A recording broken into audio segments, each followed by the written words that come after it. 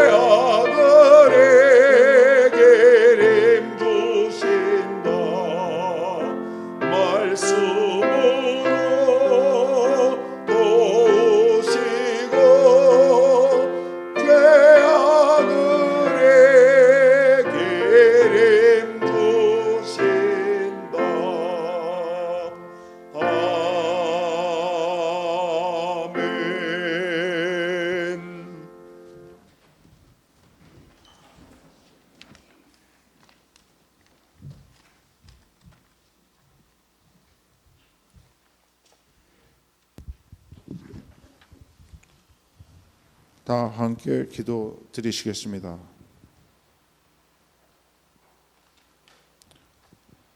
사랑과 은혜가 충만하신 하나님 아버지,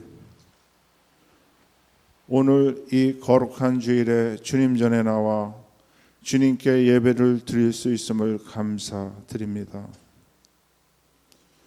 주님, 이 시간 저희의 마음과 뜻과 정성을 모두 주님께 드리는 이 예배를 받아 주시옵소서.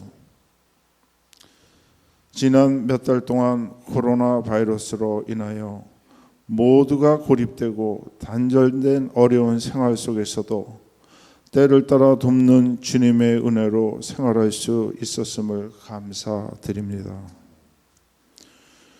주님의 자녀 삼으신 참된 뜻을 기억하며 말씀에 순종하는 삶을 살아갈 수 있도록 주님께서 함께하여 주시고 주님이 주시는 은혜와 평강이 우리 락빌 장로교회 성도들과 함께하시기를 기도드립니다. 주님, 이 시간 박연익 목사님을 통하여 선포되는 말씀이 능력이 되어 저의 영이 새로워지며 세상에 나가 승리하는 삶을 살게 도와주시옵소서. 이 시간 여러 가지 세상의 고난과 육신의 질병으로 인하여 신음하고 고통받고 있는 성도들을 기억하시고 주님의 도우시는 손길과 긍휼하심이 함께 하시기를 간절히 기도드립니다. 주님, 그들을 도와주세요. 주님, 저희들이 행할 바를 모르고 안일한 우리들의 생각과 모습에서 깨어나게 하시고 범사에 감사하며 항상 기뻐하며 쉬지 말고 기도하라는 저희들에게 향하신 주님의 뜻을 이루며 살아가는 한 주간이 되기를 기도드리면서 우리를 죄에서 구속하신 예수님의 이름으로 기도드립니다. 아멘.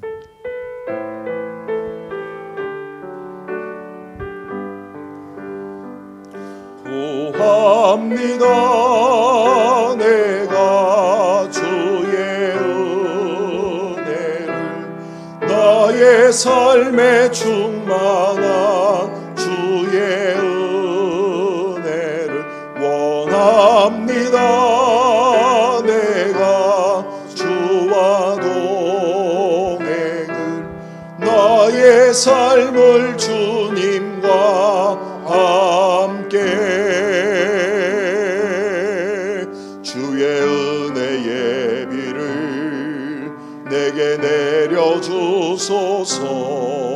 주의 은혜의 강에 나를 담가 주소서. 내 앞에 놓여 있는 크고 작은 문제를 크신 주의 은혜로 모두 흘려보내 주소서. 구합니다. 내가 주의 은혜를 나의 삶에 충만한 주의 은혜를 원합니다. 내가 주와 동행을 나의 삶을 주님과 함께 구합니다.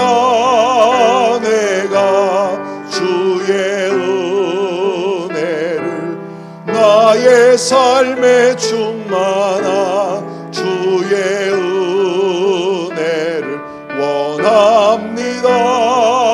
내가 주와 동행을 나의 삶을 주님과 함께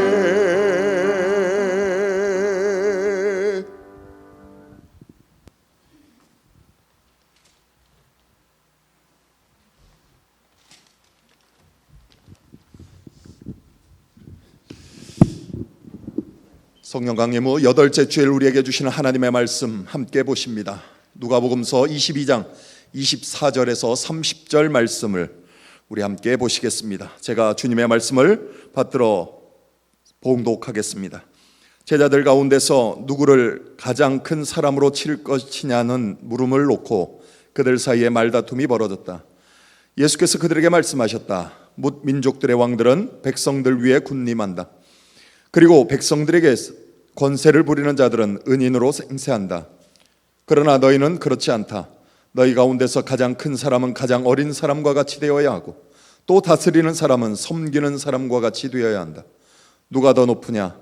밥상에 앉은 사람이냐 시중 드는 사람이냐? 밥상에 앉은 사람이 아니냐? 그러나 나는 섬기는 사람으로 너희 가운데 있다. 너희는 내가 시련을 겪는 동안에 나와 함께한 사람들이다. 내 아버지께서 내게 왕권을 주신 것과 같이 나도 너희에게 왕권을 준다. 그리하여 너희가 내 나라에 들어와 내 밥상에서 먹고 마시게 하고 옥좌에 앉아서 이스라엘의 12지파를 심판하게 하겠다. 아멘. 이 말씀에 근거하여 우리의 신앙을 사도신경으로 다 함께 고백하시겠습니다. 전능하사 천지를 만드신 하나님 아버지를 내가 믿사오며 그 외아들 우리 주 예수 그리스도를 믿사오니 이는 성령으로 잉태하사 동정녀 마리아에게 나시고 본디오 빌라도에게 고난을 받으사 십자가에 못 박혀 죽으시고 장사한 지 사흘 만에 죽은 자 가운데서 다시 살아나시며 하늘에 오르사 전능하신 하나님 우편에 앉아 계시다가 저리로서 산자와 죽은 자를 심판하러 오시리라. 성령을 믿사오며 거룩한 공회와 성도가 서로 교통하는 것과 죄를 사하여 주시는 것과 몸이 다시 사는 것과 영원히 사는 것을 믿사옵나이다. 아멘.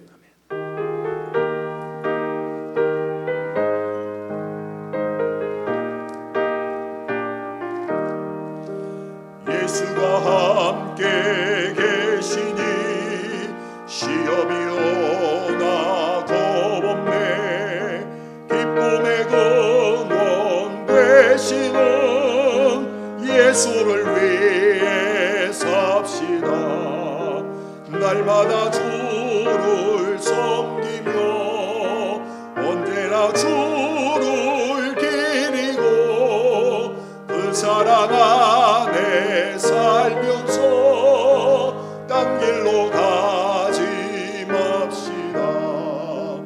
이 세상 사는 동안에 주 이름 전파하면서 무한한 복락 주시는 예수를 위해 삽시다. 날마다 주를 섬기며 언제나 주를 기리고 그 사랑 안에 살면서 딴 길로 가지 맙시다. 이 세상 친구 없어도 예수는 나의 친구니 우리 아니를 버리고 예수를 위해 삽시다. 날마다 주를 섬기며 언제나 주를 기리고 그 사랑 안에 살면서 딴 길로 가지 맙시다. 주께서 심판하실 때 잘했다 칭찬하리니 이러한 삶도 받도록 예수를 위해 삽시다. 날마다 주를 섬기며 언제나 주를 기리고 그 사랑 안에 살면서 딴 길로 가지 맙시다.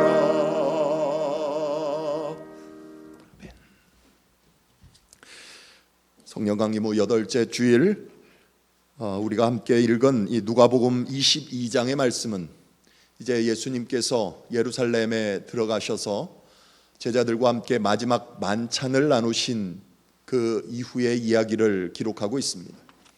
거기에 보면 이제 마지막 만찬 자리에서 제자들이 누가 큰지에 대한 다툼이 일었습니다. 누가 큰지, 누가 높은지, 누구의 공덕이 더 큰지에 대한 싸움입니다. 그런데 예수님께서는 거기에 대해서 이 세상의 진리와 하나님 나라의 하늘의 진리의 내용이 다르다는 이야기를 이렇게 말씀하십니다. 이 세상에서는 큰 자들이 다스리지만 하나님 나라에서는 큰 자들이 섬길 것이다 하십니다. 기독교 교회 역사상에 우리 교회가 신자들이 갖는 오해 중에 하나가 이런 부분이 있습니다.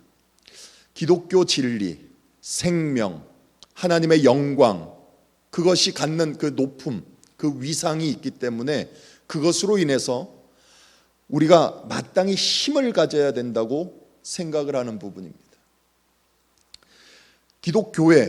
교회가 한 나라의 정치적, 군사적 권력, 힘을 가지고 떵떵거렸던 시대가 있었습니다. 그 시대가 바로 중세 시대입니다.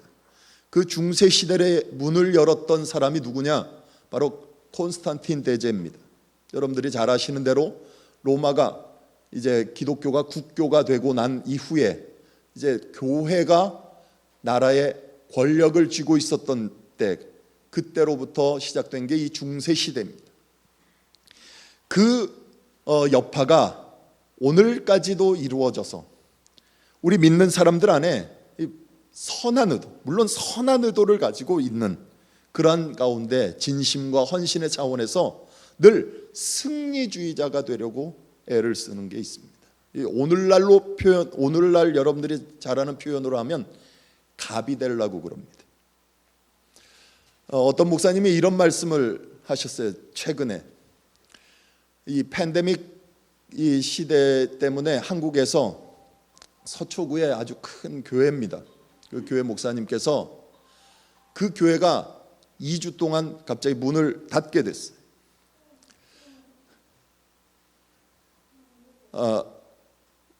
평상시에는 큰 교회이다 보니까 이 서초구에서도 시에서도 교회가 늘 앞에 서 있고 큰 소리를 낼 수 있었고 소위 갑이 될 수 있었어요. 그런데 여러분들 잘 아시는 대로 이 코로나 바이러스 중에 무증상 있잖아요. 무증상. 무증상 환자들, 확진자들. 우리도 앞에 들어올 때 단지 우리가 확인할 수 있는 건 뭡니까? 체온 정도잖아요. 95도, 96도, 97도. 겉으로는 다 정상이죠. 그런데 그런 사람들 중에 이 양성 반응이 드러나는 사람들이 있다는 거예요. 그 교인 중에 한 사람이 그런 일이 있었던 거예요. 교회에서는 모르는 거죠. 근데 집에 자녀, 딸이 양성이 나오고 그 손녀는 이제 음성이 나왔습니다만은 무증상이었어요. 근데 딸이 반응이 나타나는 바람에 그 어머니 가족들 이제 어디에서 어떻게 됐는지 이 전수조사가 시작된 거예요. 그러다 보니까 교회에 모임이 있었다는 거예요. 3부 예배에 들어가서 3부 예배에서 예배드리고 같이 차도 마시고 했던 그 무리들이 있었던 거예요. 그러다 보니까 교회가 문을 2주 동안 닫게 됐대요. 그러면서 구청에서 구청장이 그리고 시의 관계자가 계속 전화가 오더라는 거예요. 그러면서 압박을 하더라는 거예요. 이 목사님이 그런 말씀을 하세요. 내가 의리된 것 같다고. 의리된 것 같다고. 제가 그 얘기를 들을 때는 이랬어요. 어떻게 교회와 세상이 갑과 을의 관계가 될 수 있을까? 여러분들은 갑과 을의 관계가 그런 세상과 교회가 그런 관계라고 생각하십니까? 근데 그 목사님이 그런 말씀을 하시더라고요. 그런데 저는 그 자리에서 그 상황에서 하나님의 은혜를 확인합니다. 그런 얘기를 해요. 하나님께서는 분명히 그런 억울한 자리, 어찌 보면 억울한 자리잖아요. 평상시에는 큰 소리 낼 수 있었던 자리지만 오히려 큰 소리를 듣고 있고 쪼그라드는 자리니까 억울한 자리죠. 내가 뭐 잘못한 것도 아니고 무증상인데 어떻게 해요? 손 쓸 수도 있는 방법도 없는데.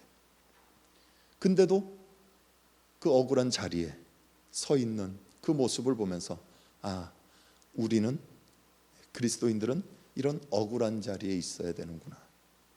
예수님이 그러셨던 것처럼 나도 이런 억울한 자리에 서야 하는구나를 깨달았다는 거예요. 우리는 늘 이 갑이 되려고 그러거든요. 갑. 그래야 뭔가 큰 소리를 낼 수 있죠.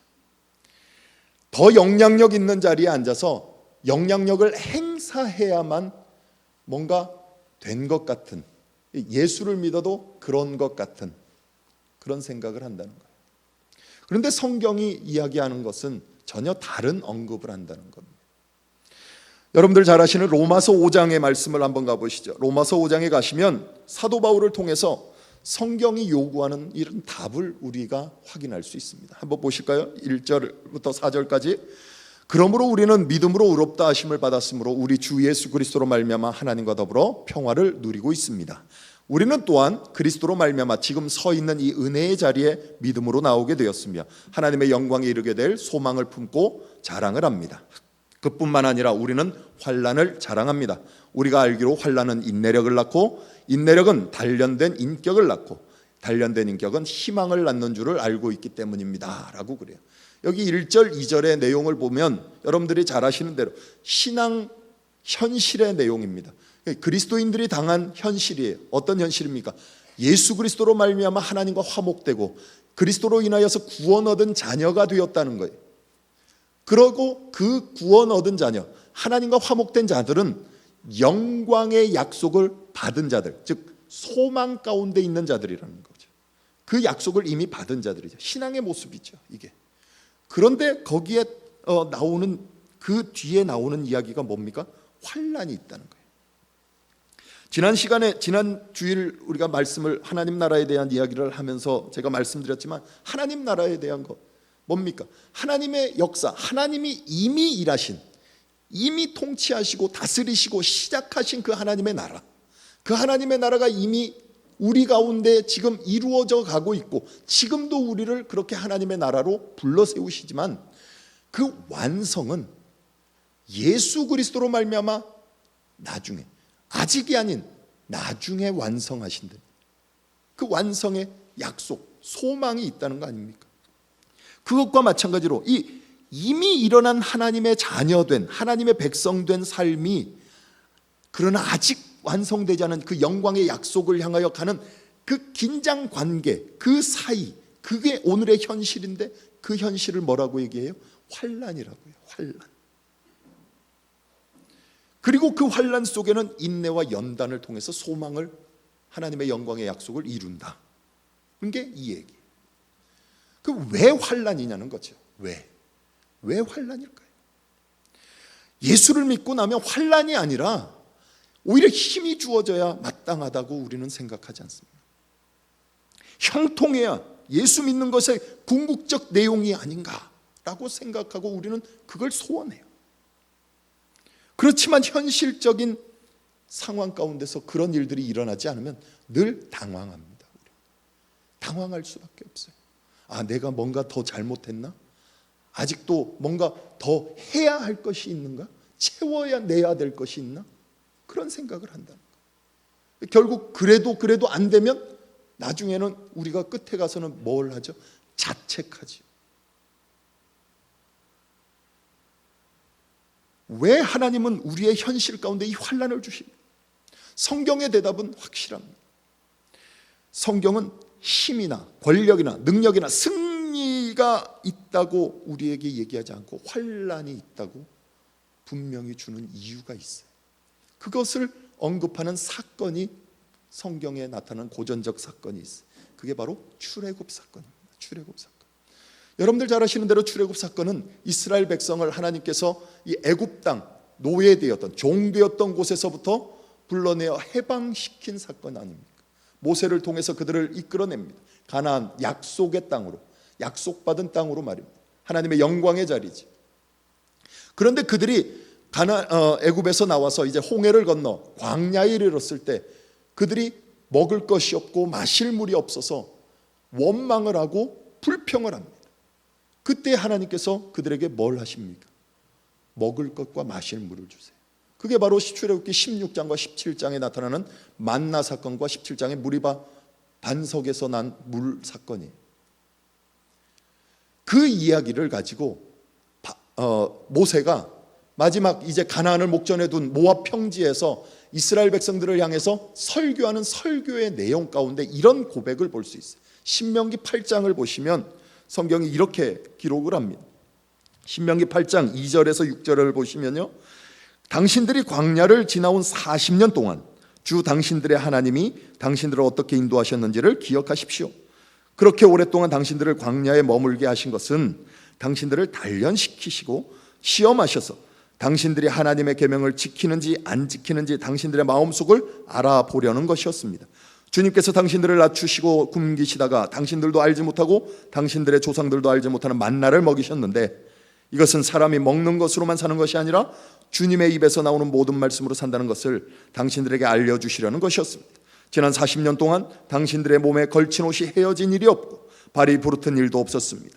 당신들은 사람이 자기 자녀를 훈련시키듯 주 당신들의 하나님도 당신들을 훈련시키신다는 것을 마음속에 새겨두십시오. 당신들은 주 당신들의 하나님의 명령을 잘 지키고 그 길을 따라가며 그를 경외하십시오. 그러죠.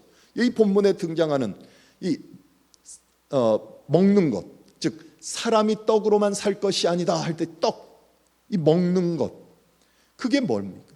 바로 권력을 유지하고 승리를 유지하는 힘의 원천입니다. 에너지죠. 먹는 것. 그렇지 않습니까? 성경에서 우리가 이야기할 때 나는 길이요 진리요 생명이다 라고 하면 그 나가 누굽니까? 예수 그리스도시죠. 그 예수 그리스도는 자신 스스로가, 자기 스스로가 존재의 근거가 되고 내용이 되고 기초가 됩니다. 왜입니까? 그분은 스스로 그 설 자리를, 길을, 진리를 만들어내시는 창조주 하나님이시기 때문에 그렇습니다. 그런데 우리는 다르지. 우리는 전혀 다르습니다. 인간은 바른 생각과 옳은 의도를 가지고 행할 수 있다고 생각해요. 다만 뭐가 없는 거예요? 에너지가 없다고 생각해요. 그래서 그 에너지만 있으면 다 할 수 있다고 생각한다는 거죠. 그래서 에너지, 능력, 힘, 먹는 것, 이거 사람이 떡으로만 살 것이 아니다 라고 했을 때 그 떡, 그거면 된다. 이제는 내가 판단할 수 있고 만들어갈 수 있고 설계할 수 있다고 이야기하는 겁니다. 그러나 광야 40년을 한번 잘 생각해 보십시오. 이스라엘 백성들이, 하나님께서 이스라엘 백성들에게 먹는 것, 마실 것 40년 동안 공급해 주셨습니다. 그런데 그들은 뭐 했습니까? 스스로 옳게 되거나 거룩하게 되었습니까? 그렇지 않습니다. 그들은 오히려 먹는 것과 마시는 것, 그것이 있음으로 인해서 더 싸우고 갈라지고 불평하고 원망하고 시기하고 죄짓는 일밖에 하질 않았다는 거죠. 그게 성경의 증언입니다. 인간은 에너지, 힘이 필요한 것이 아니라, 그리스도 하나님의 사람들은 그 에너지가 필요한 게 아니라 뭐가 필요한 겁니까? 하나님이 필요한 겁니다. 하나님. 영적인 거룩함을 위해서 하나님이 필요한 거지 에너지가 필요한 게 아니에요. 그게 바로 이 사람이 떡으로만 사는 것이 아니라 하나님의 입에서 나오는 모든 말씀으로 산다는 이 말씀의 결론이죠. 로마서 5장에서 이야기하는 이 환난, 그것이 우리에게 있어야 되는 이유. 그것을 마틴 로이드 존스 목사님의 말을 인용해서 제가 말씀드리자면 이거예요. 우리 인간이 환난을 당하면 그리스도의 필요성이 새롭고 또 다시 확인할 수 있기 때문에, 그리스도의 필요성을 확인하기 때문에, 내가 그 그리스도의 필요성을 또 한 번 확인하기 때문에, 필요함을 알기 때문에 그렇다. 그리스도의 필요성이라는 게 뭐예요? 신앙적인 말로 하면 은혜. 우리에게 필요한 것이 있다는 것은 우리에게는 없는 게 있다는 거예요. 없다는 거예요. 없다는 것을 전제해요. 그리고 우리가 만들어낼 수 없다는 걸 전제하는 겁니다. 뭔가 있는데 부족해서 그 부족함을 채우기 위해서 은혜를 구하는 게 아니고요, 우리에게는 그걸 감당할 어떠한 것도 없다는 게 전제되어야 돼요. 그래서 환난이 그리스도인들에게 필요한 겁니다. 이 환난을 오늘 본문에서는 뭐라고 하는 줄 아세요? 누가복음서에서 답이 되라고, 크라고 얘기하는 게 아니라 뭐라고 얘기합니까? 섬김의 길이라고 그래요. 섬기라는 거예요. 그 내용을 한번 보시죠. 누가복음 22장, 다시 본문 돌아오셔서 22장 26절 27절 같이 한번 보실까요? 그러나 너희는 그렇지 않다. 너희 가운데서 가장 큰 사람은 가장 어린 사람과 같이 되어야 하고, 또 다스리는 사람은 섬기는 사람과 같이 되어야 한다. 누가 더 높으냐? 밥상에 앉은 사람이냐? 시중 드는 사람이냐? 밥상에 앉은 사람이 아니냐? 그러나 나는 섬기는 사람으로 너희 가운데 있다. 그래. 지금 마지막 만찬 때라고 했잖아요. 그 만찬을 누가 지금 하고 있는 거예요? 누가 제공하고 있죠? 예수. 당신의 몸을 찢고 당신의 피를 흘리는, 내가 그 자리 가운데 섬기는 자로 있다는 거예요. 섬기는 자로. 어떻게 환난이 섬기는 방법이 될까요? 우리가 생각하는 섬김은 뭡니까? 아주 쉽게 누구를 격려하고 도와줘야 되는 것, 도와주는 것, 그걸 섬김이라고 해요.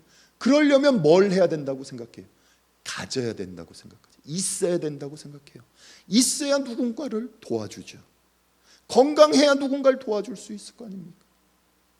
내가 여유 있어야 누군가를 서포트할 수 있고 섬길 수 있다고 생각하죠. 그러니까 우리가 일반적으로 갖는 섬김에 필요해요. 그런데 성경은 환난을 당하는 것이 섬김의 길이래요. 그 가르침을 성경에서 한번 해답을 찾아보십시다. 고린도후서 4장으로 한번 가보십시다. 고린도후서 4장 5절 말씀 같이 한번 보실까요? 같이 한번 읽어보십시다. 우리는 우리 자신을 전하는 것이 아니라 예수 그리스도를 주님으로 선포합니다. 우리는 예수로 말미암아 우리 자신을 여러분의 종으로 세웁니다. 그래요. 바울 사도가 지금 자신이 서 있는 자신의 자리에 대한 이야기를 하는 거예요. 나는 이런 자다 라는 얘기를 하고, 그리고 그리스도인들, 신자들의 책임을 어떻게 이해하고 있는지 설명하는 부분이에요. 어떻게 이해하고 있습니까? 우리는 우리를 전파하는 것이 아니고 예수 그리스도의 주되심을 전파한대요. 예수 그리스도의 주되심을 전파한다는 건 뭡니까? 예수 그리스도가 주님이 된다는 거예요. 주인이 된다는 것은 나는 종이 되는 거죠. 종.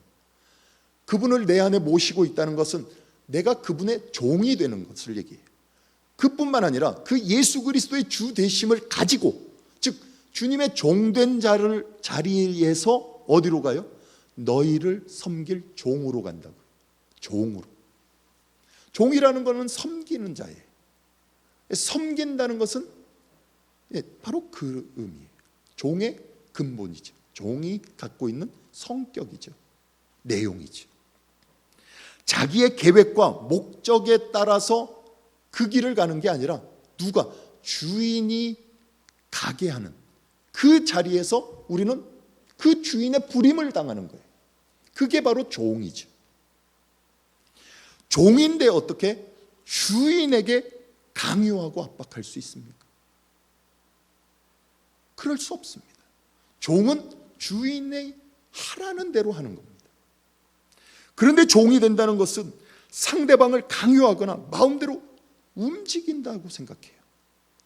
그렇죠. 왜 그렇죠? 6절 말씀을 한번 보세요. 고린도후서 4장 6절, 그 뒤에 이어지는 말씀이에요. 같이 읽어보실까요? 어둠 속에 빛이 비쳐라 하고 말씀하신 하나님께서 우리의 마음속을 비추셔서 예수 그리스도의 얼굴에 나타난 하나님의 영광을 아는 지식의 빛을 우리에게 주셨습니다. 그래야죠. 섬기는 일, 종이 된다는 것은 누구를 조정하거나 강압해서 하는 일이 아니라 예수를 섬긴다는 것, 즉 기독교 신앙의 내용은 창조의 능력이라는 겁니다. 창조의 능력은 어떻게 생겨나요? 창조의 능력은 우리가 만드는 게 아니라 하나님이 만드시죠. 빛이 있어라 고 말씀하신 그것처럼 우리를 부르신다고. 너희는 나의 택한 백성이다. 너는 내 것이다. 부르시는 거죠. 너희의 친척 아비 집을 떠나라. 보내시죠. 명령하시는 거죠. 그러면 우리는요, 우리가 하는 것은 종된 순종밖에 없는 거예요. 창조의 능력 앞에 우리가 어떤 능력을 발휘해낼 수 있는 것이 없는 거죠. 창조의 능력으로 우리에게 주시는 것, 예수 그리스도로 그 예수 그리스도의 주 되심을 아는 것, 그것은 창조의 능력이요, 구원의 능력이에요. 그리고 우리를 종으로 보내는, 사람들에게 종으로 보냄받는 것조차도 창조의 능력이요, 구원의 능력이라는 거예요. 하나님의 부르심이라는 거죠. 그게 섬김이라는 겁니다. 그리고 이어지는 고백을 한번 보세요. 7절 말씀 또 같이 보실까요? 우리는 이 보물을 질그릇에 간직하고 있습니다. 이 엄청난 능력은 하나님에서 나는 것이지 우리에게서 나는 것이 아닙니다. 그래요. 질그릇은 여러 차례 이 말씀을 인용했죠. 제가 질그릇은 보잘것없는 거예요. 별것 아닌 거죠. 이 질그릇이라는 것은 여러분 자신, 우리 자신이기도 하지만 우리의 일상, 우리의 삶의 자리이기도 해요. 볼품없고 아무것도 아닌 그 우리 자신, 우리의 일상 속에 보배를 담는 거죠. 그걸 가졌기 때문에 우리가 특별한 게 아니에요. 그렇다면 우리의 일상은 어떤데요? 8절, 9절, 10절 같이 또 한번 보실까요? 우리는 사방으로 죄어들어도 움츠러들지 않으며 답답한 일을 당해도 낙심하지 않으며 박해를 당해도 버림받지 않으며 거꾸로 뜸을 당해도 망하지 않습니다. 우리는 언제나 예수의 죽임 당하심을 우리 몸에 짊어지고 다닙니다. 그것은 예수의 생명도 또한 우리 몸에 나타나게 하기 위함입니다. 여러분 자신은 어떻습니까? 우리의 일상은 어떻습니까? 우겨쌈을 당합니다. 답답함을 당해요. 버림받습니다. 예수의 죽임, 예수가 죽임 당한 그것처럼 세상으로부터 우리는 이런 고난의 자리로 가게 돼 있습니다. 우리를 가만두지 않습니다. 예수를 십자가에 달아 죽일 때처럼 그 몸에 짊어진다는 것은 세상이 우리를 죽이려고 덤벼드는 현실이에요. 오늘의 우리의 현실, 우리가 당하는 환난. 그러나 어떻다고요? 본문에 뭐라고 돼 있어요? 실제로는 죄어들어도 움츠러들지 않는다. 움츠러들지 않는다고요. 낙심하지 않는다고요. 버림받지 않는다고요. 망하지 않는다고요. 죽는 자들이 아니라고요. 왜요? 여러분 자신 안에, 우리 자신 안에, 우리의 일상 안에 예수의 생명이 우리 몸 안에 나타나는 신비한 인생들로 여러분들이 부름받기 때문인 거예요. 제가 이 설교 준비하면서 이렇게 큰 아멘 안 기대했어요. 근데 여러분들 아멘 하셔야 돼요. 이건 아멘 하셔야 되는 거예요. 여러분들 안에 그 신비한 일들을 하나님께서 만들어 가셨다는 것 아닙니까? 여러분이요, 여러분. 저 사람이 아니고 나. 우리는 이걸 잊지 말아야 돼요. 그리고 이어지는 말씀 또 보세요. 11절 12절 같이 한번 또 읽습니다. 우리는 살아있으나 예수로 말미암아 늘 몸을 죽음에 내어 맡깁니다. 그것은 예수의 생명도 또한 우리의 죽을 육신에 나타나게 하기 위함입니다. 그리하여 죽음은 우리에게서 작용하고 생명은 여러분에게서 작용합니다. 이 11절 시작이요, 원어는 뭘로 시작하냐면 항상, 늘로 시작해요. 항상 예수로 말미암아 몸을 예수를 위하여 죽음에 내어 맡기십시오. 그래요. 항상이에요. 항상. 시편 88편을 가면요, 나중에 집에 가서 한번 읽어보세요. 이런 얘기가 있어요. 하나님, 제발 이젠 그만하십시오. 이젠 나 좀 구원해 주세요. 아니, 하나님 생각해 보세요. 죽은 자한테 은혜를 베푼다고 해서 그 유령이 찬양하겠어요? 살아있을 때 하나님 예배하고 찬양해야죠. 무덤에서 주님 사랑 보여준들 뭔 영광이 있겠어요? 지금 보여주시라고요. 나 이제 이렇게 살다 끝날 이제 그 막바지에 이르렀어요. 당신 알아서 하십시오. 제가 지금 얘기한 이 얘기가 있는 게 아니라 그런 내용이 있어요. 시편 88편 집에 가서 한번 읽어보세요. 성도들의 인생이 얼마나 힘들었으면 그런 이야기가 나오겠어요. 삶의 막바지에 다다른 그 인생의 허탄한 고백이 거기에 나와요. 그런데 하나님은요, 그 속에서 일하세요. 그 속에서. 하나님은 그 속에 계셔요. 그리고 여러분을 그 안으로 끌어들이세요. 그리고 우리 보고 뭐 하라고요? 섬기라고 하시는 거예요. 그래서 섬긴다는 것은 앞에서 이야기했던 승리주의, 갑이 되는 게 아니고요. 예수를 믿었더니 누가 크냐, 높으냐, 그게 아니고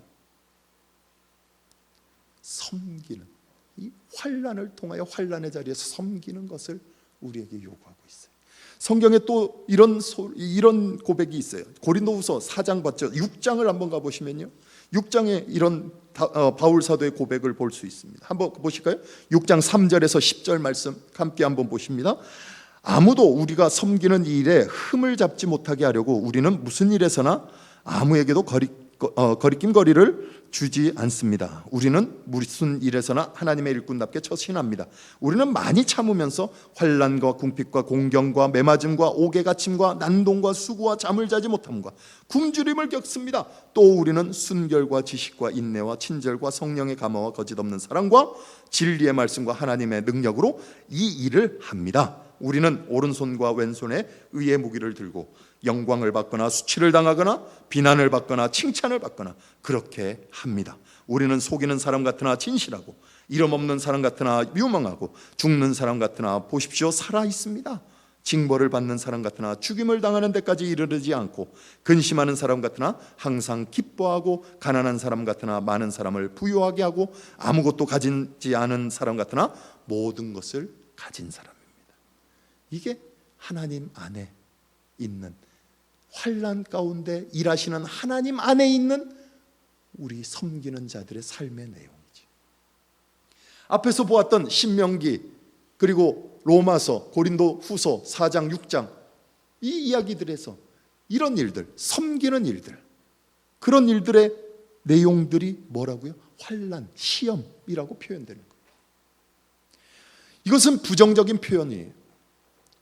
환난, 시험, 이건 생각하고 싶지 않은 부정적인 생각들이에요. 그러나 그것을 오늘 누가복음서 22장에서는 뭐라고 얘기하는 거예요? 섬기라는 얘기를 하는 거예요. 섬기라는 얘기.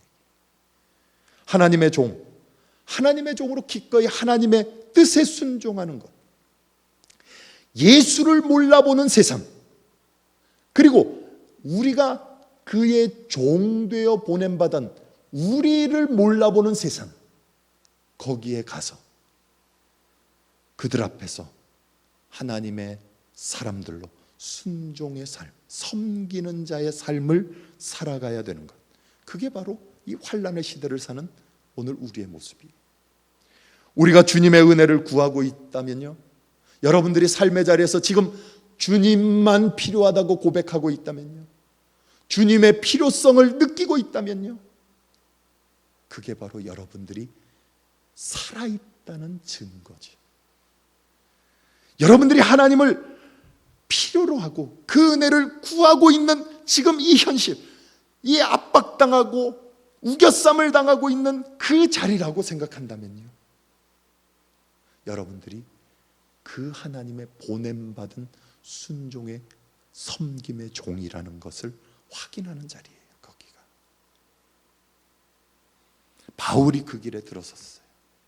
그리고 오늘 우리가 그 길로 부름받는 겁니다. 예수 그리스도로 인해서. 그들을 어떻게 부활 승리의 자리로 묶어낼 거냐, 우리를 거부하고 있는 이 세상을 어떻게 할 거냐, 그거는요 하나님이 하시는 거죠. 창조하신 하나님, 그 하나님이 하시는 거죠. 우리는 다만 환난의 자리를, 섬김의 자리를 지키는 거지. 하나님께서 나를 부활 생명이 필요한 자들에게 보내고 있다는 것. 그들은 예수가 누구인지도 모르고 우리가 누구인지도 모르지만 우리가 그의 종으로 환난 가운데 섬김을 위해서 들어가고 있다는 것을, 그들을 바꾸어 놓는 것, 하나님의 역사고 창조의 역사고 하나님밖에 없다는 것, 그것을 아는 거예요. 우리는 오늘 환란의 시대를 살아가고 있는 우리, 오늘 본문이 이런 이야기를 해요. 누가복음 22장 26절로 한번 가보실까요? 다시 한번 그 말씀을 보십니다. 26절에 뭐라고 돼 있죠? 같이 한번 읽어보십시다. 그러나 너희는 그렇지 않다. 너희 가운데서 가장 큰 사람은 가장 어린 사람과 같이 되어야 하고, 또 다스리는 사람은 섬기는 사람과 같이 되어야 한다. 그래요. 26절 누가복음 22장 26절 다시 한번 보세요. 다시 한번 읽어보십시다. 그러나 너희는 그렇지 않다.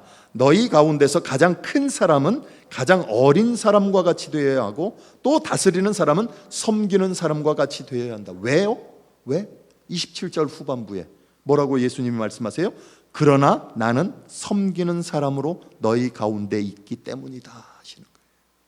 그리고 하시는 말씀이 28절 이하의 말씀, 같이 다시 한번 선포해 보십시다. 너희는 내가 시련을 겪는 동안에 나와 함께한 사람이다. 내 아버지께서 내게 왕권을 주신 것과 같이 나도 너희에게 왕권을 준다. 그리하여 너희가 내 나라에 들어와 내 밥상에서 먹고 마시게 하고 옥좌에 앉아서 이스라엘의 12지파를 심판하게 하겠다. 하나님이 여러분을 부르신 그 부르심, 그 부르심은 참 기이한 부르심이에요. 여러분들이 서 있는 그 환난, 예수를 십자가에 죽인 것 같이 세상이 우리를 그렇게 만들고 있는 그 자리로 하나님이 부르신 그 부르심은 참 놀라운 거예요. 여러분의 순종, 섬김, 이 환난의 시대에 여러분을 힘들게 할 수 있습니다. 어렵게 할 수 있습니다. 싸워가야 되는 이 안타까운 현실일 수 있습니다. 그러나 그 삶의 자리에서 하나님은 여러분들 안에 하나님의 기적을, 이 하늘의 권세를 누리고 선포하도록 여러분을 이끌어가고 계시다는 거예요. 그 왕권을 쥔 자들 바로 여러분들입니다. 그걸 기억하셔야 돼요. 하나님께서 예수 그리스도 안에서 허락하신 이 왕권, 여러분들 안에서 확인하십시오.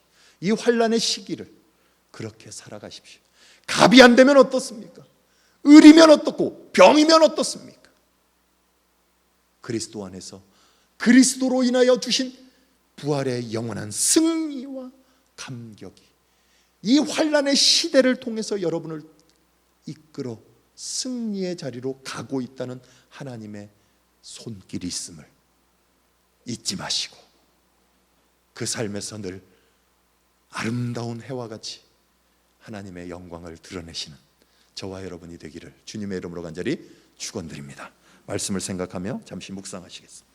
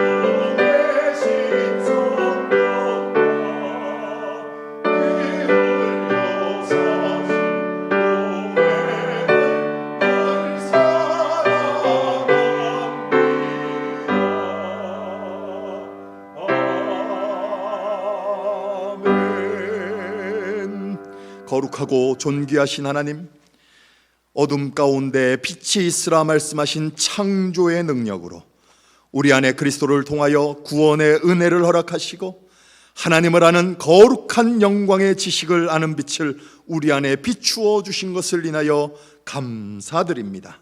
결코 해함도 상함도 없는 그 하나님의 나라를 바라보는 하나님의 거룩한 백성들, 이 환난의 시기, 이 환난의 시대, 이 세상의 삶, 결코 죄어들고 허물어뜨리고 무너질 것 같은 인생일지라도 그리스도 안에 늘 살아 거꾸로 뜨림을 당하지 않고 날마다 그리스도를 짊어진, 그리스도의 십자가를 짊어진, 그리스도의 생명을 짊어진 자들로 이 세상 가운데 영광과 승리를 누리기에 부족함이 없는 감격을 이들의 삶에서 누리도록 섬김과 헌신의 은총을 더하여 주시옵소서.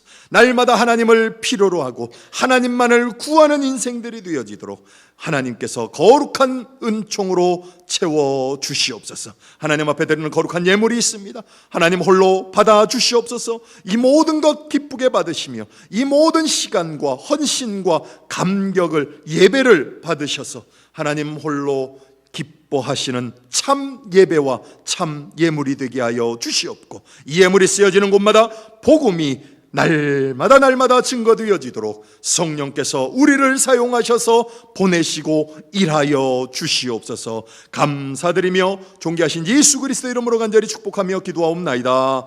아멘. 우리 앞뒤에 좌우편에 계신 분들과 함께 평화의 인사를 나누십시다. 주님의 평강이 여러분들과 함께 하기를 소망합니다. 네, 예수 안에 승리합시다. 할렐루야 하고 힘을 더 북돋아 주십시다.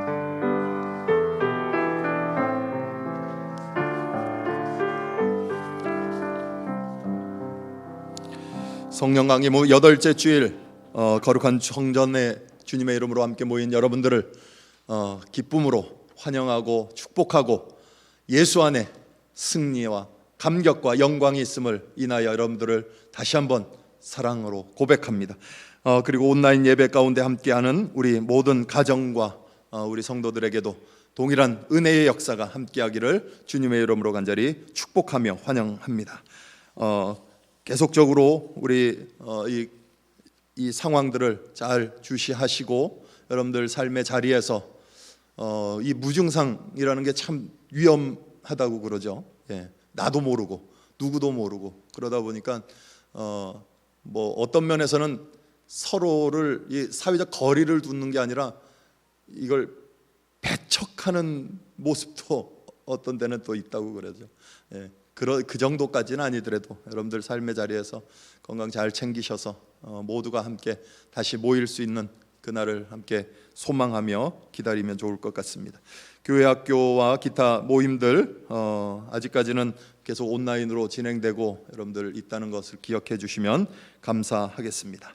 교우 소식 알려드립니다. 지난 주일 잠깐 알려드린 바 있었지만 주진영 주태희 집사님, 찬영, 알렉산더 그리고 벤자민 온 가족이 8월 3일 날 독일 프랑크푸르트로 3년 정도 이제 업무차 이주를 하게 됩니다. 다시 돌아올 때까지 또 평안하고 강건하고 그곳에서 하나님의 나라를 잘 세워나갈 수 있도록 여러분들 기도해 주시고 격려해 주시기를 바랍니다. 오늘 12시부터 1시까지 드라이브 뚜루로 교회 마당에서 인사를 한다고 그럽니다. 우리 이종민 장로님 구역에서 뭐 간단한 다과를 뭐 준비하신 것 같습니다. 그걸 같이 나누시고 함께 인사해 주시면 감사하겠습니다.